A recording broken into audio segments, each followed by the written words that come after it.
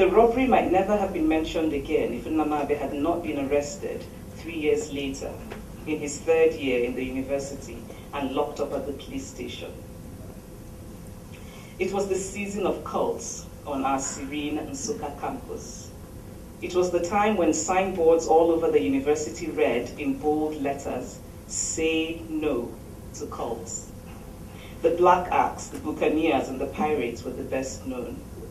They may once have been benign fraternities, but they had evolved and were now called cults. 18-year-olds who had mastered the swagger of American rap videos were undergoing secret and strange initiations that sometimes left 1 or 2 of them dead on Odin Hill. Guns and tortured loyalties and axes had become common. Cult wars had become common. A boy would leer at a girl who turned out to be the girlfriend of the Capone of the Black Axe, and that boy, as he walked to a kiosk to buy a cigarette later, would be stabbed in the thigh, and he would turn out to be a member of the Buccaneers. And so, his fellow Buccaneers would go to a beer parlor and shoot the nearest Black Axe boy in the shoulder. And then the next day, a Buccaneer member would be shot dead in the refectory, his body falling against aluminum bowls of soup. And that evening, a Black Axe boy would be hacked to death in his room in a lecturer's boys' quarters, his CD player splattered with blood. It was senseless. It was so abnormal that it quickly became normal. Girls stayed inside their hostel rooms after lectures, and lecturers quivered, and when a flight buzzed too loudly, people were afraid. So the police were called in.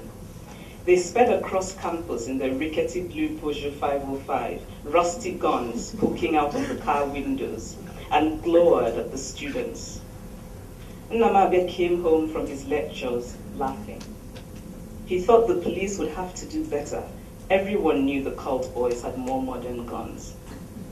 My parents watched Nnamdi's laughing face with silent concern, and I knew that they too were wondering whether he was in a cult.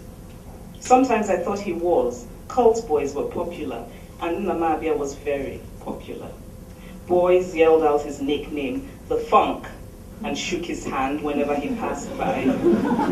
And girls, especially the popular big chicks, hugged him for too long when they said hello. He went to all the parties, the tame ones on campus and the wilder ones in town. And he was the kind of ladies' man who was also a guy's guy, the kind who smoked a pack of Rothmans a day and was reputed to be able to finish a carton of Star beer in a sitting. Other times I thought he was not in a cult because he was so popular. And it seemed more his style that he would befriend all the different cult boys and be the enemy of none. And I was not entirely sure either that my brother had whatever it took, guts or insecurity, to join a cult. The only time I asked him if he was in a cult, he looked at me with surprise, his eyelashes long and thick, as if I should have known better than to ask, before he said, "Of course not." I believed him. My father believed him too, but our believing him made little difference because he had already been arrested and accused of belonging to a cult. He told me this, "Of course not," on our first visit to the police station where he was locked up. I think I'll stop there. Thank you.